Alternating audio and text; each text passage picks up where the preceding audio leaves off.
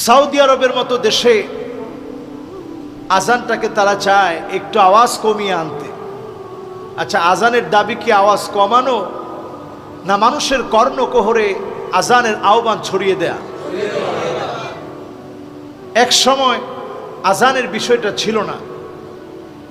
আজানটা ঠিক আসলো কখন? রাসূলুল্লাহ সাল্লাল্লাহু আলাইহি ওয়াসাল্লাম যখন মদিনায় গেলেন, সেখানে যাওয়ার পরে রাসূল দেখলেন ইসলামের দিকে মানুষ ধাবিত হচ্ছে। আজকে মুসলমানের সংখ্যা বেশি না তখন বেশি ছিল? বলেন, কখন বেশি ছিল? এখন বেশি। কোটি কোটি মুসলমান এখন। রাসূলুল্লাহ সাল্লাল্লাহু আলাইহি সাল্লাম যখন মদিনায় গেলেন, এখন কেমন করে এত এত মানুষকে এখন ডাকবে? রাসূলুল্লাহ সাল্লাল্লাহু আলাইহি সাল্লাম সাহাবীদের বোর্ড বসিয়ে তিনি পরামর্শ চাইলেন। হাদিসের মধ্যে স্পষ্ট উল্লেখ হয়েছে, কেউ কেউ পরামর্শ দিলেন, ইয়া রাসূলুল্লাহ ফাযুকিরা লাহুল কুনউ। কুনউ নামক এক রকমের আওয়াজ ছিল, ডোল পিটিয়ে আওয়াজ তৈরি করা হতো। ইয়া রাসূলুল্লাহ, ইহুদিরা যেমনটা করে আমরাও তো তেমনটা করতে পারি। রাসূল সাল্লাল্লাহু আলাইহি সাল্লাম বললেন, না, এটা আমাদের জন্য হতে পারে না। এবার রাসূলুল্লাহ সাল্লাল্লাহু আলাইহি সাল্লাম আবার যখন পরামর্শ চাইলেন, আর কি হতে পারে? ফাযুকিরা লাহুন নাকুস। কেউ কেউ বললেন, ইয়া রাসূলুল্লাহ, যদি আপনি ডোল পিটিয়ে আওয়াজ করতে না চান, তাহলে খ্রিস্টানরা যেমনটা করে এমনটা আমরা করতে পারি। শঙ্খ বাজিয়ে এরপরে মানুষকে ডাকবো, এটা করতে পারি। রাসূল বললেন, না, এটাতেও কাজ হবে না। কেউ বললেন, ইয়া রাসূলুল্লাহ, একটা কাপড় উড়িয়ে দিব। আল্লাহ রাসূল বললেন, এটাও অলসরা জাগ্রত হবে না, অনেকে বুঝবেই না যে নামাজের সময় হয়েছে। রাসূলুল্লাহ সাল্লাল্লাহু আলাইহি সাল্লাম সেদিন চলে গেলেন।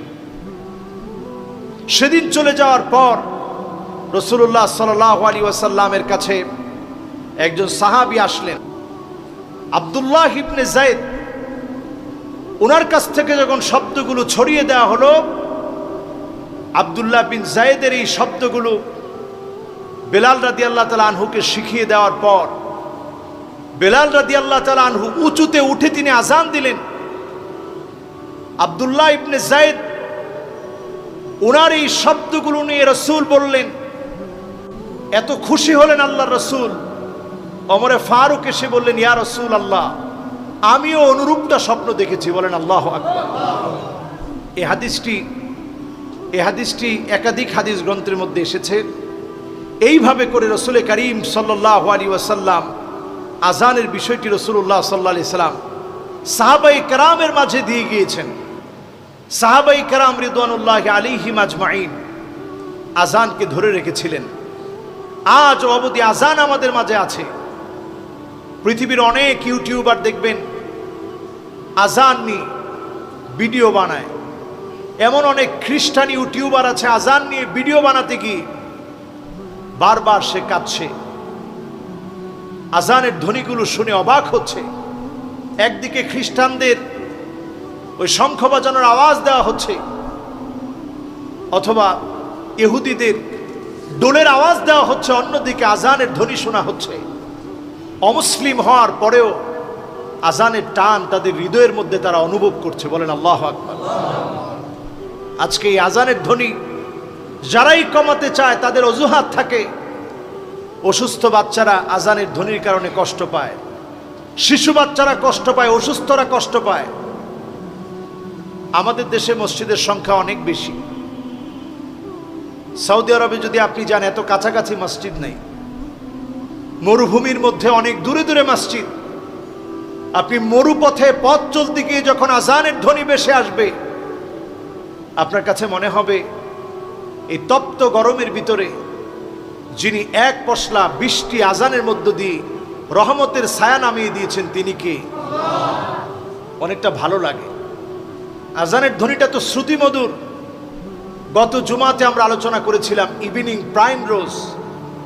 একটা ফুল পর্যন্ত আজানের ধ্বনি পেলে ফুটে ওঠে। আজকে মুসলিম দেশে যখন ধর্ম মন্ত্রণালয়ে এই জাতীয় সিদ্ধান্ত নেওয়া হয়, তখন মুসলমানের হৃদয়ে বড় বেশি আঘাত লাগে। ঠিক না বেঠিক?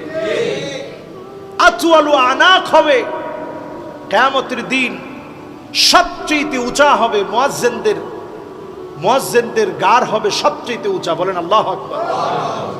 কারণ মুয়াজ্জিন আজানের ধ্বনিকে প্রচার করেছে, এজন্য আল্লাহ পাক আতওয়ালু আনাক বানিয়ে দিবে, লম্বা ঘাড় বিশিষ্ট সেদিন মুয়াজ্জিনদেরকে আল্লাহ তাআলা বানিয়ে দিবে, উঁচা করে রাখবে মাথাকে। মুয়াজ্জিনদেরকে যিনি সম্মানিত বানিয়ে দিবেন তিনি কে?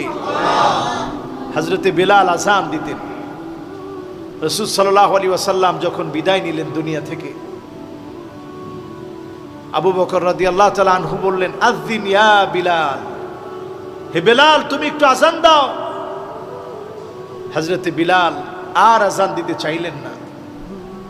তিনি বললেন, আমাকে একটু সুযোগ দেন, আমি জিহাদের ময়দানে যেতে চাই, প্রাণান্তকর লড়াই করতে চাই, জীবনের শেষ বিয়োগে আমি রাসূলের সাথে সাক্ষাৎ করতে চাই। আমি আযান দিলে আল্লাহ রাসূল সামনে গিয়ে নামাজ পড়াতো।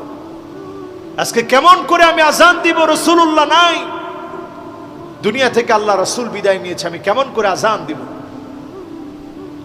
হযরত বিলাল চলে গেলেন। আবু বকর রাদিয়াল্লাহু তাআলা আনহুর অনুমতি নিয়ে চলে গেলেন। আল্লাহর নবী, বিশ্ব নবী 6 মাস পরে বেলালকে স্বপ্ন দেখালেন। বেলাল, মদিনা ছেড়ে এত দূরে চলে এসেছিস, আমার কথা কি একটা বারও মনে পড়ে না? ঘুম ভেঙে হযরত বিলাল অবাক হয়ে গেলেন। আল্লাহর নবীর ভালোবাসায় মদিনাতুল মুনাওয়ারায় ছুটে আসলেন। মদিনা মুনাওয়ারায় ছুটে আসলেন হযরত বিলাল। প্রত্যেকটা মানুষের মাঝে কান্নার রোল পড়ে গেল। হযরত বিলাল এসেছে, আবার আযান দিবে। আল্লাহর নবীর সঙ্গী মুয়াজ্জিনুর রাসূল, রাসূলের মুয়াজ্জিন হযরত বিলাল আযান দিবে। চারদিকে মানুষের মধ্যে আনন্দ আর আনন্দ। হযরত বিলালকে বারবার বলা হলো, আযিন ইয়া বিলাল, হে বিলাল আপনি আযান দেন। আল্লাহর নবীর সাহাবী বিলাল আযান দিতে চায় না। হাসান হুসাইন রাদিয়াল্লাহু তাআলা আনহুমা আসলেন, বিলাল আযান দেন। হযরত বিলাল তাকায় দেখে কেমন যেন আল্লাহর নবীর মতো লাগতেছে, চেহারার মধ্যে মিল ছিল। বিলাল আর দেরি করলেন না, আযান দেওয়ার জন্য যখন দাঁড়িয়ে গেলেন, আশহাদু আন্না মুহাম্মাদার রাসূলুল্লাহ পর্যন্ত যখন বললেন, বিলালের কণ্ঠ থেমে আসলো, আর আযান দিতে পারলেন না। নেমে আসলেন। প্রত্যেকটা মানুষ সেদিন কান্না করলো। আসাদ্দু বুকা, মদিনার ইতিহাসে ওই কান্নার ইতিহাস ছিল সবচেয়ে করুণ ইতিহাস। ছোট্ট ছোট্ট বাচ্চারা পর্যন্ত কেঁদেছে। আজানের মহব্বতের সঙ্গে রাসূলুল্লাহর মহব্বত যিনি দিয়ে দিয়েছেন তিনি কে? ওয়ারাফা'না লাকা যিকরাক ইযা যুকিরতু যুকিরতা মাই। যেখানে আল্লাহ রাব্বুল আলামিনের ইজ্জত এবং সম্মান, সেখানে রাসূলুল্লাহর সম্মানকে আল্লাহ তাআলা দিয়ে রেখেছেন আজানের ভিতরে। সে আজানের শব্দ যদি আপনি সংকুচিত করতে চান, আওয়াজকে যদি আপনি কমিয়ে দিতে চান, অমুসলিম দেশগুলোতে তাকায় দেখেন, শ্রীলঙ্কার মতো দেশে আজান চলছে, সিঙ্গাপুরে আজান চলছে, আমেরিকাতে আজান চলছে, লন্ডনে আজান চলছে, এমনকি রাস্তার মাঝখানে দাঁড়িয়ে আজান দিচ্ছে। খ্রিস্টানরা ভিডিও করছে এবং অবাক দৃষ্টিতে তাকিয়ে আছে, কান দিয়ে শুনছে, অপলক দৃষ্টিতে তাকিয়ে তাকিয়ে আজান দেওয়া মুয়াজ্জিনের দিকে তাকিয়ে তাকিয়ে চিন্তা করছে, এত সুন্দর ধ্বনি, আজানের ধ্বনি। সে আজানের ধ্বনি মুসলমানের কাছ থেকে আওয়াজকে সংকুচিত করে দেওয়া হোক, কমিয়ে দেওয়া হোক, এটা মুসলমান কখনো মেনে নিতে পারে না। এই অপকৌশল আজ চলছে।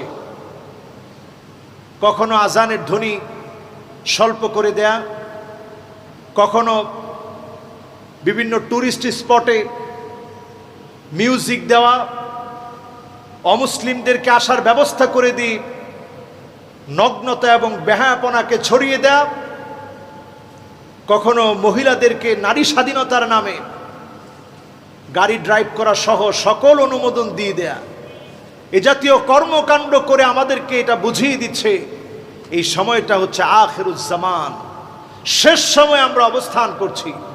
কাজী এই সময়ে ঈমান বাঁচাতে আমাদেরকে সতর্ক থাকা লাগবে। আল্লাহ কবুল করুক, পড়ি আমিন।